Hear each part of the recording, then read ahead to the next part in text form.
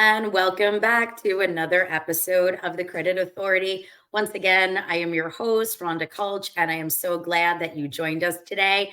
So, today is our first segment of the new year, and I wanted to try something completely new. I invited my friend Pete Pescatore to join us today, and we are going completely unscripted. So, for those of you that have listened to the show in the past, normally I try to say we're going to bring on a guest and we're going to cover specific content. But Pete and I have years of experience, and we're really going to talk about, I think, the market and what's happening on Long Island and what it's like to be an entrepreneur on Long Island. So, with that said, Pete, thanks so much for joining us today. Oh, thank you for having me. Appreciate it, Rhonda. So, we're going unscripted. I don't know how you feel about that, but we sometimes have the best conversations when they're not planned. Sure. Yeah, right? I think it's better off. I'd rather go off the cuff. And to me, I've never been a script person. Even when I have my sales meetings at the office, the fact of the matter is we go in with bullet points, but the reality is I'm kind of go off the cuff of, okay, this is what I want to accomplish. This is what we're looking to do. But I never really go into writing a speech or saying, okay, this is what I'm saying each point of the way. I want to cover A, B, and C, and then off the cuff and go. Which sometimes, again, I agree with you.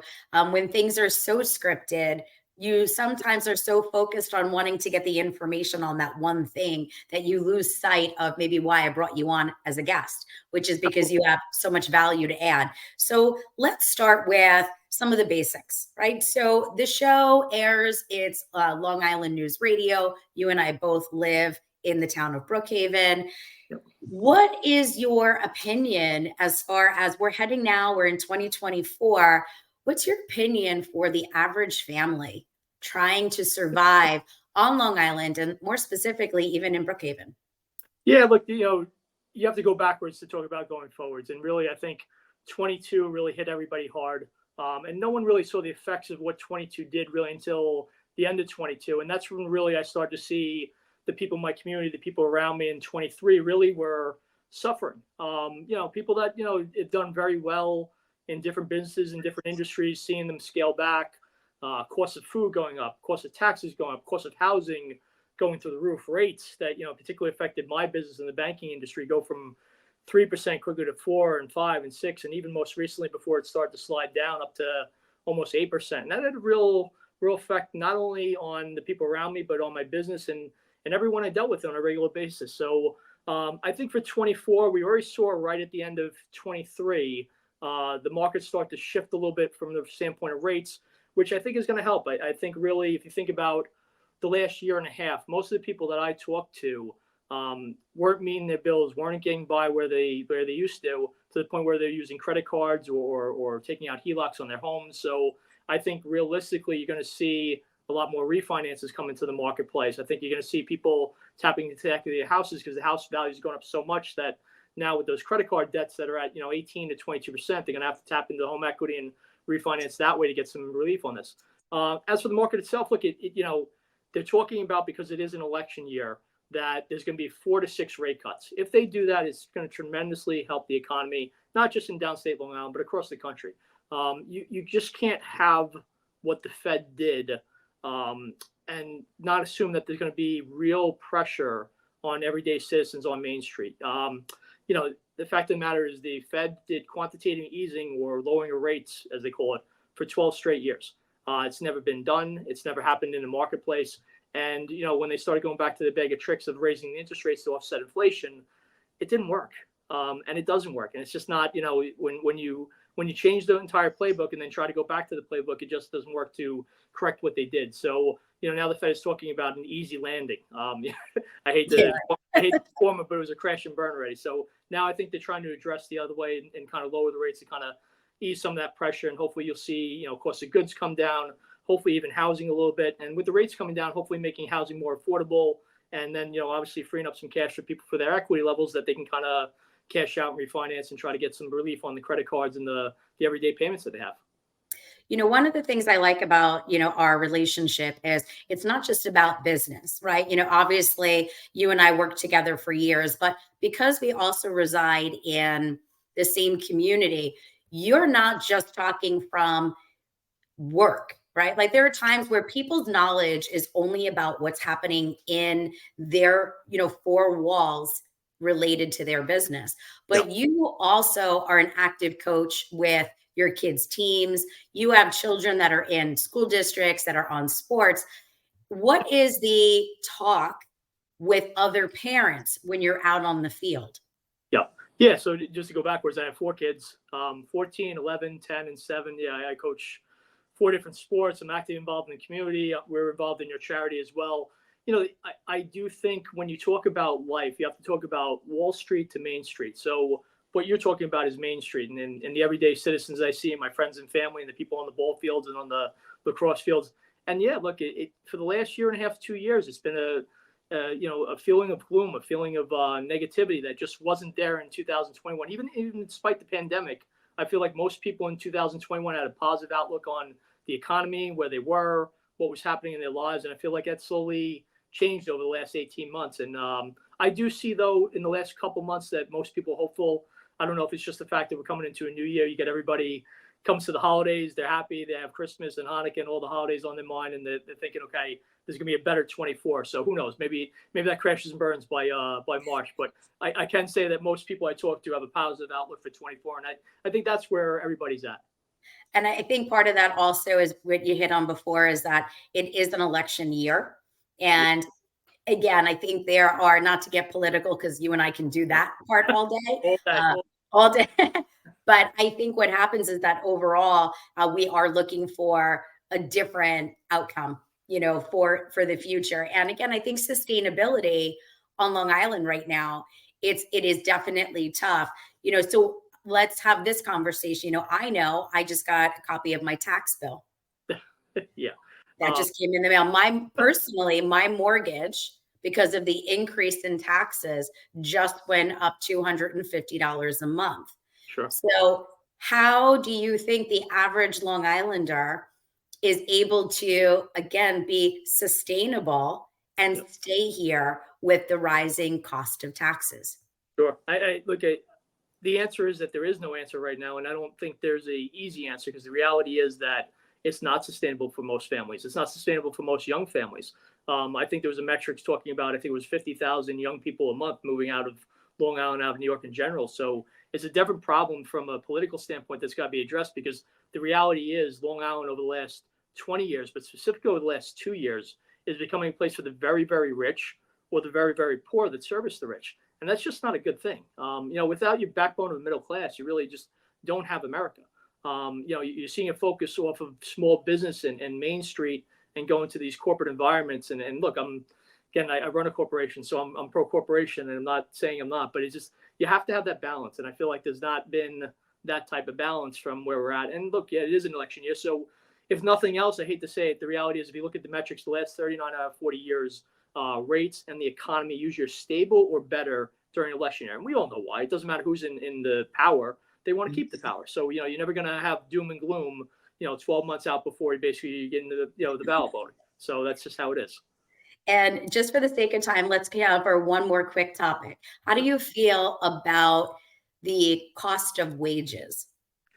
It's tough. I mean, look, if you look at the disparity since the 1980s, we haven't caught up at all. I mean, it's ridiculous. Look, there's got to be a balance between, you can't have the McDonald's worker, and God bless them, they're hard workers, making $25 an hour. Mm-hmm. But at the same time, there is a metric that talks about how in the 1970s and 1980s, you could still have a single family household, which I think is more important than anything. I go backwards and not talk too much about it, but I don't think there's anything more important than whether it's the husband or the wife having somebody home raising your kids. Yeah. I've been lucky enough over the last 16 years to have my wife home and raise our kids, and that's a privilege. It's not something that's been easy for us, and we've had times where we've struggled, and we've had to work very hard to do that. But I thought that was the most important thing for our family, was that my wife was there for our children, to be there, to be the one to raise them, not somebody else. And right now, that's just not an economic reality for most of America, let alone downstate Long Island, or downstate New York, rather. So I think it's definitely an issue, and it's something that's got to be addressed.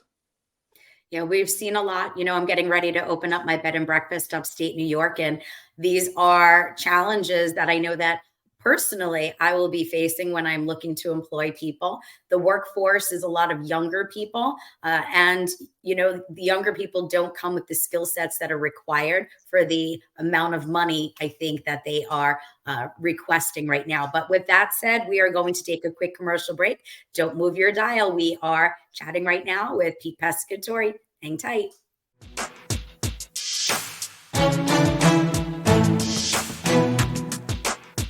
And welcome back to the Credit Authority. Once again, I am your host, Rhonda Kulch, and we are with my friend, Pete Pescatore today. We are doing the first segment of the new year, and we are trying something new. We're going unscripted. So let's jump into what I will call my next idea. You and I know each other. You are the COO of Jet Direct Mortgage, one of our preferred lenders that Equity First recommends. And more importantly, the industry right now it's been a little challenging. I know that we were just talking about the optimism in the market and the interest rates coming down, but tell us a little bit about, you're running in these teams. Are your teams in New York treated the same way as your teams out of New York because of the way that the markets are? There's always going to be market differences and fluctuations, and you got to treat each market uniquely. As a corporate culture and a corporate structure, yes, we want everything, universal. Whether it be integrity or core values, everything's got to run the same. But you'd be foolish to run any major corporation without looking at the marketplaces. Downstate New York and New York in general runs much, much differently than even California, which is not an attorney state. It's more of an escrow state, which is even different than North Carolina, where it's an honor before state with the contract. So they all have their nuances, and you have to, if you're going to be successful in the banking industry, look at those different markets, look at the different challenges that they have, and understand that if you're not being unique to each one of the situations, it's never going to be a one-size-fits-all answer with this. Which makes a lot of sense. So with that in mind, how are you treating recruiting? Because what I've been noticing, right? I mean, it might be a sensitive topic, but I get phone calls, as you can imagine, all the time. Rhonda, do you know anybody? You know tons of people, you market and network. I'm not a recruiter. And what I'm hearing is I jumped to this company. I jumped to that company. I came for a sign-on bonus. I was told that they had better technology. Tell us a little bit about really, if you're recruiting for the mortgage industry right now for your company, what are you letting people know about Jet Direct? Yeah, the most important thing, and I'm glad you mentioned a couple of the hit points that are out there, is that I talk about the fact that it's a marriage. I want our salespeople, our operational people to be with us long term. I'm not looking for short term, come, realize it's not what we said it was, and then have to go back out the door. And, you mentioned the sign-on bonuses. There's a lot of bad companies that use money or throw money at the problem. And they use it as a crutch. They use it as something to say, okay, here's the money, which most people, unfortunately, if they're in a desperation state, will take that money, but then realize that unfortunately you take $1 today and you lose $4 tomorrow. So from that standpoint, I'm having those conversations on a regular basis. But it is what you said on the other point, though. It is technology. It is your operational staff. It is your support team. It is your secondary sales support team. These are the things that become very, very important for you when you're choosing your next home. And the reality is, in the last year and a half, the unfortunate part of reality in life is that when things get tough, what you really need to do is look in the mirror and challenge yourself to say, what can I do better? What is in my control?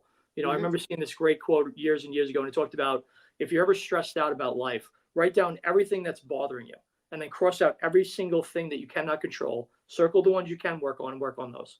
And, unfortunately, when it comes to salespeople, and I see this on a regular basis, when things get tough, they start to say, okay, it's my leads, it's the operation, it's the weather, it's the dog, someone ate my homework, whatever it might be. And they're not looking at the sales to say, okay, it's a down market. How do I do more sales calls? How do I challenge myself to be better? How do I become more efficient? So you see these loan officers and operational people that jumped from what was a decent home to a bad home that they threw money at them. And then they realize, okay, the grass isn't greener. There's a great old saying, the grass is greener where you water it. So, it's just how it is. So, if you're in a good situation, try to make it work, try to make it better. And then if you feel like your challenges aren't being met, if you're not being heard, then maybe you are in the wrong company. One of the things we always try to do from an operational standpoint is we try to listen out to our employees. I have an open door policy. I've never sat there and said that you have to make a formal appointment with me. I tell my people all the time, walk in anytime, any day, and I'm happy to talk to you. And I think that's important, especially in a small business, to have that, open policy where, same thing with us. I mean, there's never been a time where you're like, I need to talk to you. I'm like, okay, schedule a meeting on my link. Could you imagine? No, that's just not how it can be. And especially for us, we're a medium-sized bank. I always say to my staff, like, look, if we do that, then we're Bank of America, Wells Fargo, or Chase. And there's nothing wrong with those institutions, but they're billion-dollar institutions. Their employees are treated like an employee number, and their customers are treated like a loan number. And that's just not what we're about. So from the recruitment standpoint, it's very easy for me to talk for hours, and I don't want to keep going on and on. But I think the reality is you got to basically make sure that you're giving a personalized treatment to these people and making sure that the marriage is right. Understanding that, the place they're at and understanding their pain points and saying, okay, what are your pain points? Why aren't you happy? And sometimes, people tell me why they're not happy. I'm like, I can't change that. If you tell me I'm not happy with the cost of gas, don't come work for me. I have no control over that. So, once you figure out and establish what it is that they're not happy with it, if that meets what your core values is, if that meets what your company is about, then I think it could be a right match. And I think it's marriage. I think what I'm seeing a lot of right now are people in the industry that don't want to take accountability. They've just, exactly what you were saying before. They want to be out there saying it's the market. It's not my fault, right? They just want to say it's not my fault. So one of the challenges that I'm having, especially when I'm doing coaching or I'm doing any type of consulting work with a lot of the people in the industry, I'm asking them very similarly, what are you doing to make yourself stand out? Sure. And most often they're not doing anything to stand out. They are afraid to even go out. Look how challenging it was just for Holiday Dream last month. People didn't even want to go out. They stopped socializing. They stopped networking. They stopped putting themselves out there. And one of the things that I love that Jet does that I'm noticing a lot of other companies have stopped doing is you never reduced the amount of marketing. And you have Frank, who's on your team, and you offer fantastic marketing tools and videos and training opportunities. And I know of other mortgage companies that have the same setup as you, and I say it that way, but they are not utilizing that technology to implement the loan officers to come in and take advantage of those tools. So when you have those people out there, they're just not keeping themselves relevant. And they're, again, making excuses why they cannot produce. I understand and you understand, and we both agree, you can't produce more inventory and you cannot make the rates change overnight, but you can still build relationships. So with that, tell me a little bit about what you're doing to incentivize the networking and the relationship building for your team. Yeah, so it's funny you mentioned the whole video and the training. Look, I believe in any organization, any business, no matter what you do. If you live on what you've done in the past, you're going to fail. Staying the status quo means that basically eventually your sales are going to dwindle and dwindle to the point where you need to close down. You need to be looking at what the cutting technology is. You need to be doing what the next best thing is. And you don't always have the answer, but the reality is what you can't do is stay still. You can't say that the market stinks and that the rates stink. They do. And I'm not foolish enough to ever get on a sales call with my people and say, okay, I'm going to act like it's not 8% rates. I'm going to act like the inventory shortage isn't there. And I'm not going to act like, things aren't going bad or that the economy's not poor. I'm out on Main Street and I see everything they see. But that being said, going back to what I said, there are things in my control. I control what my day is. I control what my networking habits are. I control how many videos I do, how many podcasts I do, how many people I speak with each day. What are my goals each day? Do I plan out my day? Do I have a 1-month plan, a 3-month plan, a 1-year plan, a 5-year plan? What am I doing with my day to move the chains forward? Football analogy. What am I doing to get to the next step, to get to the next level, to level up? I was joking around with my friend the other day. He does fix and flips with me, and we buy and sell commercial real estate. And I was talking about, look, it's 24 now. Let's level up. Let's go to the next level. Let's figure instead of buying 2 or 3 houses, let's buy 5. Let's buy 10. How do we increase what we do? How do we go exponential on what we're doing?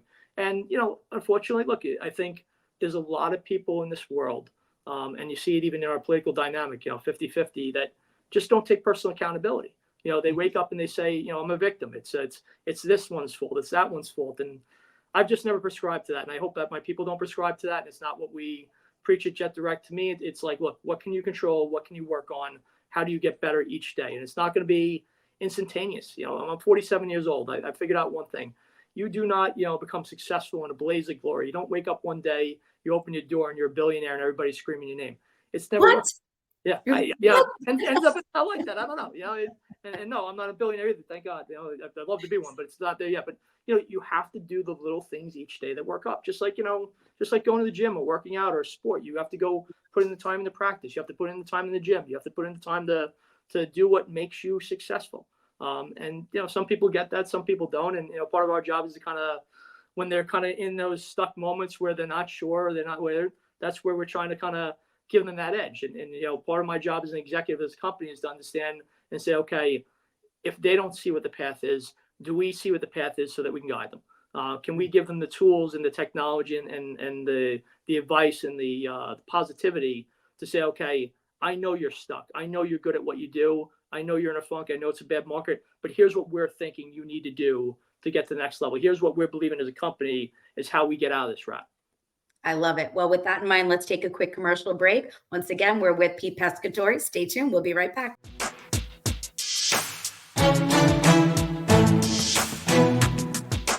All right. Welcome back to the Credit Authority. Once again, I am your host, Rhonda Kulch, and we are with my friend, Pete Pescatore, doing today's show completely unscripted. So let's pick up where we left off, or pick up where we left off. But you started talking a lot about people having accountability, and we are speaking about really the loan officers and the staff that may come to you.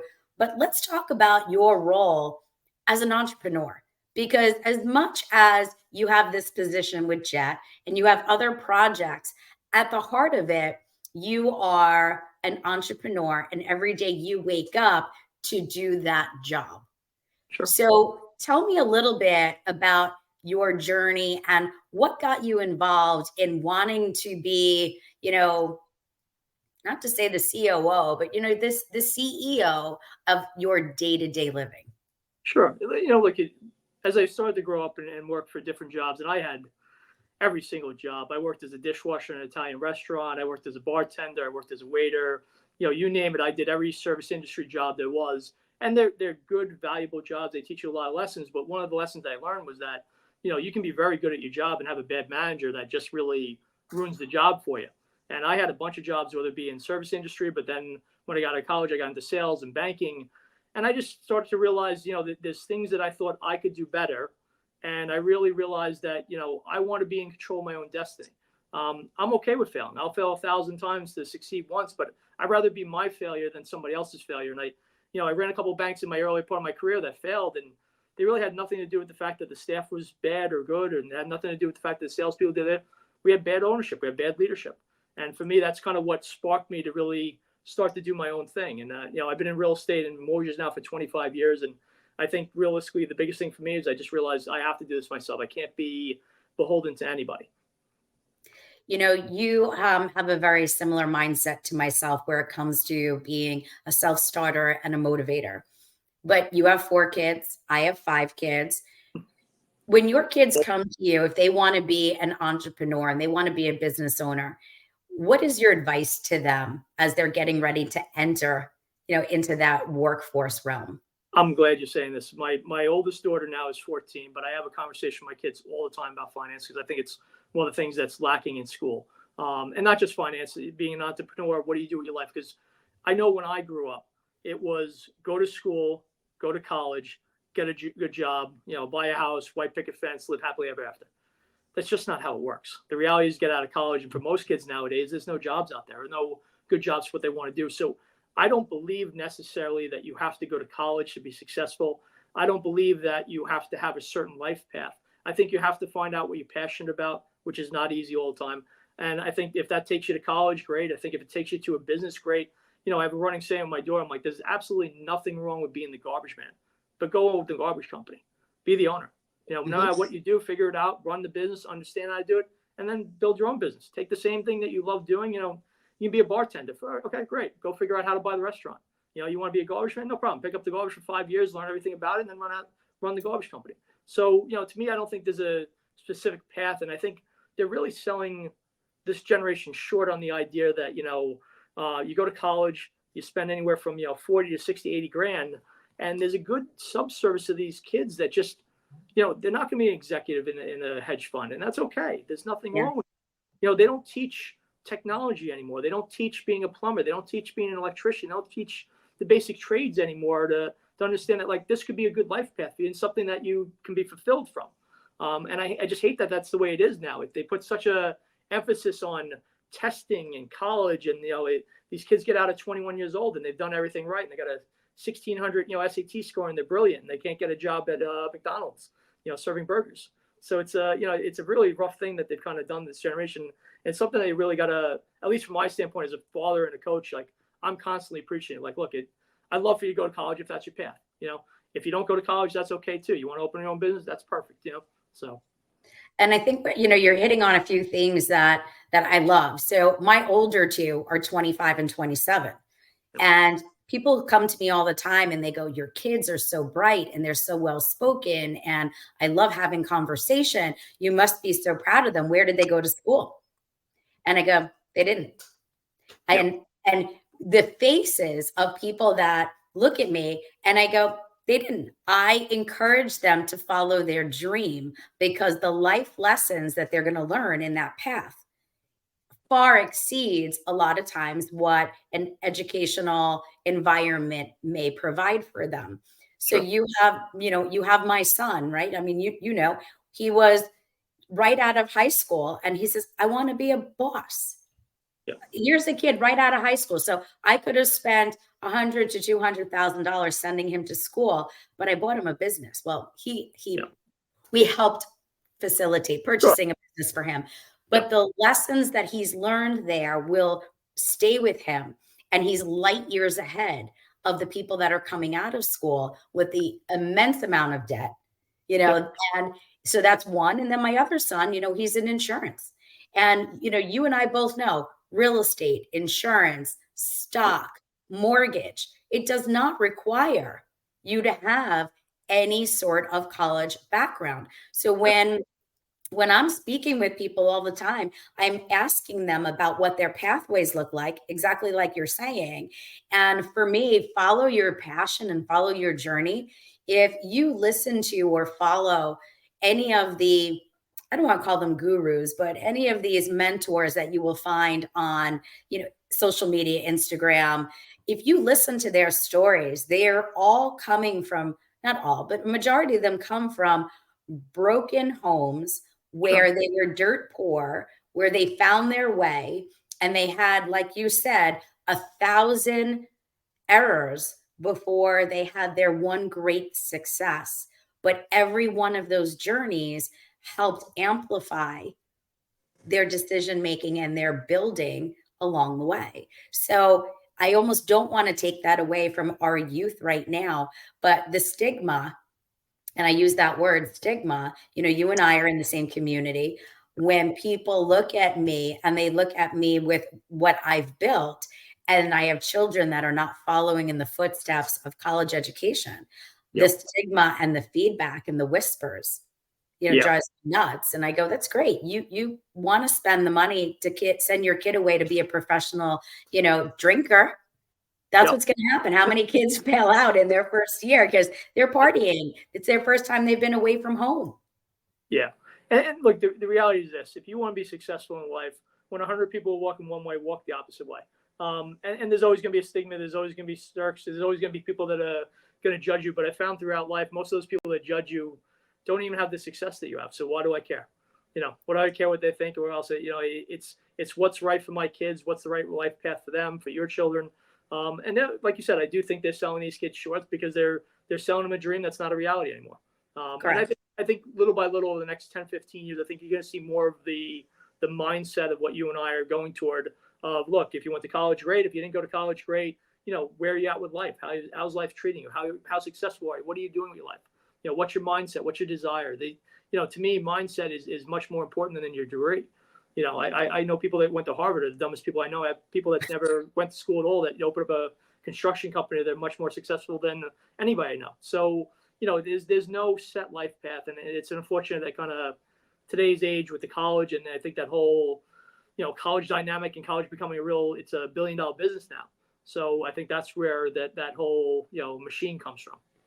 I get it. Well, with that said, we're going to take a quick commercial break. Once again, we are speaking with Pete Pescatore. Don't move that dial. We'll be right back.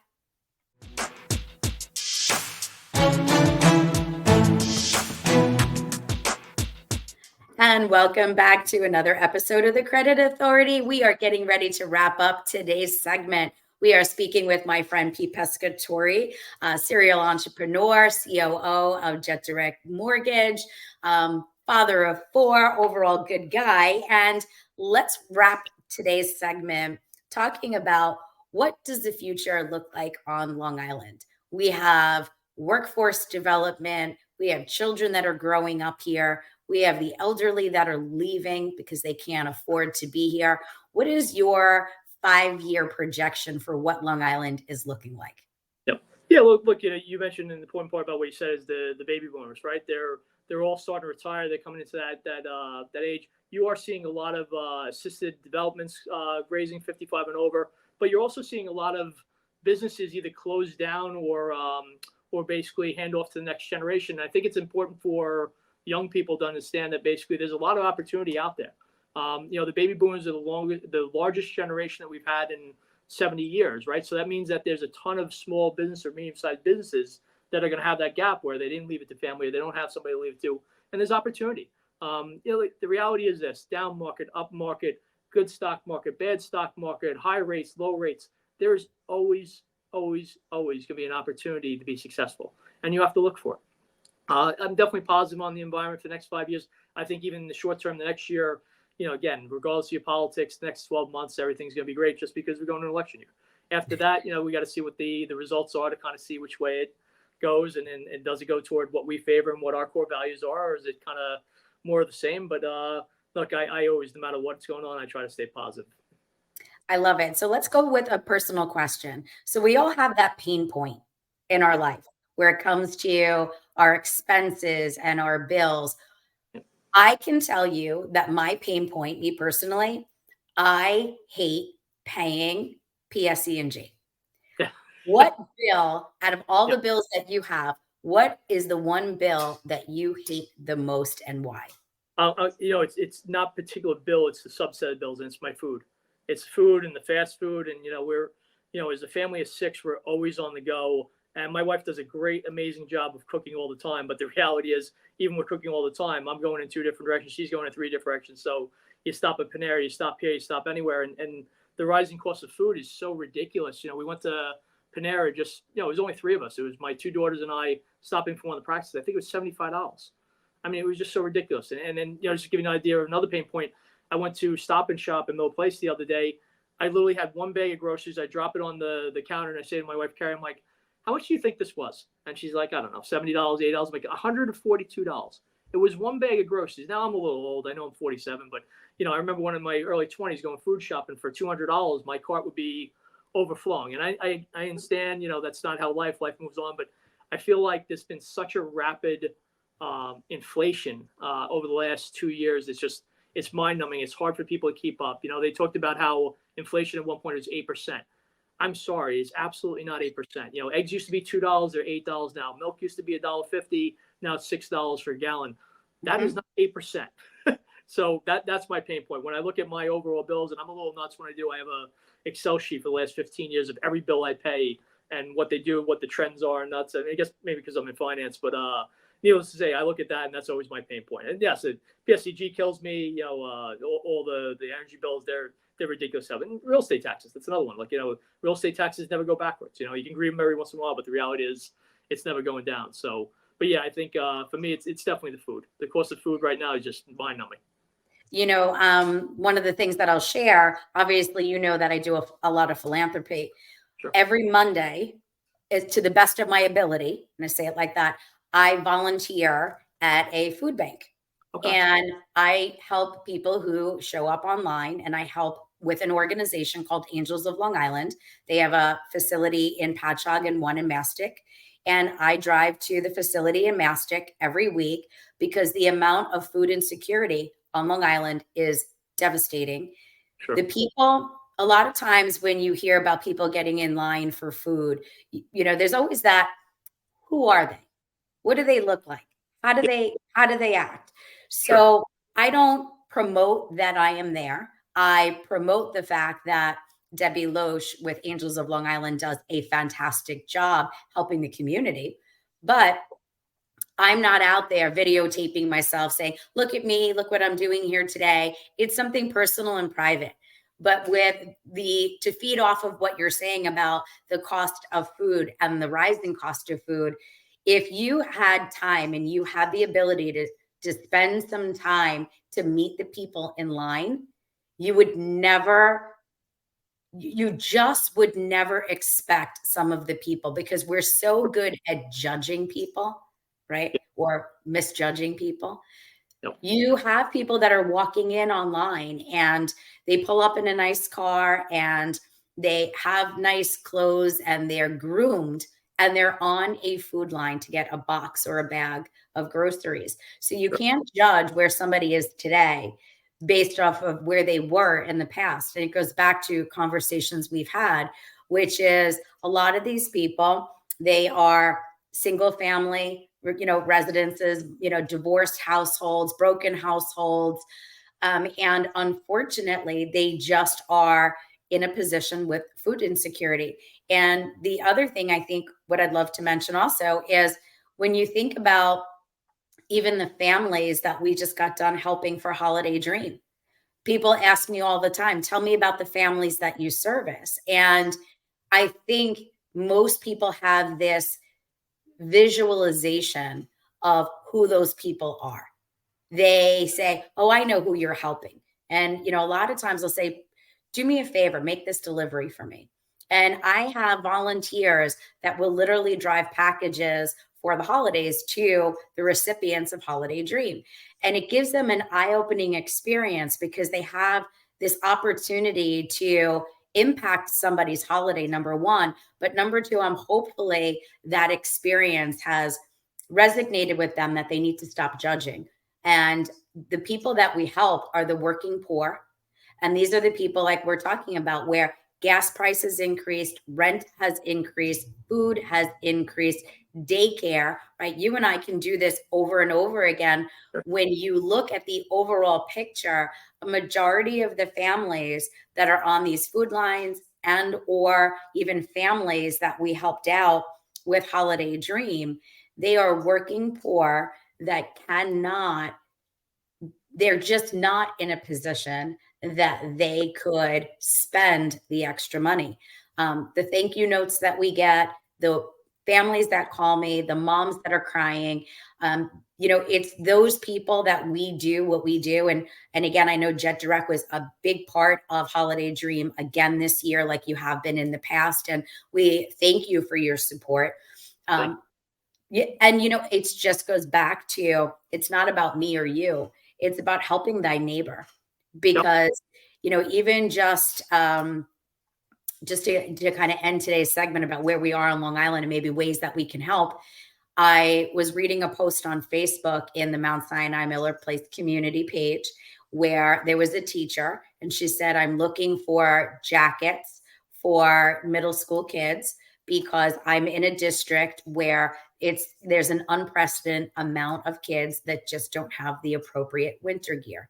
Yeah. With all the things that we have the ability to help thy neighbor. So when you may not have the financial capability of donating, you always have either time or you probably have the ability to look through your own closet and see, if you can donate clothes to a shelter, donate clothes to a family in need, help somebody out. So Long Island is a tough place to live right now. I think you and I agree. Financially, it is very straining for not just any one demographic, but all demographics right now are feeling the crunch. So with that, Here is to a better 2024. Once again, you are listening to the Credit Authority. We are with Pete Pescatore. Any last minute words of wisdom from you today before we end? Yeah, listen, just one in reference to your charity, which you've been running for so many years and do such a great job at. Look, it's little things add up. It doesn't have to be big acts of service. Little things add up. Whether it's dropping a bag of clothes in a donation bin or doing something for your neighbor to help out. Little things add up, and that's how we make our community better. That's how we make our lives better. And Rhonda, thank you. I mean, we've loved being a part of it for years, and we do it because I know you're passionate about it, and I know it's a way for us to give back. But we get a sense of joy out of it as well, and it's just such a great organization. I want to thank you for letting us be a part of it. I love it. Well, thank you so much. Once again, you are listening to the Credit Authority. Stay tuned. We are getting ready to bring you information about next week's show. Till next time, stay safe.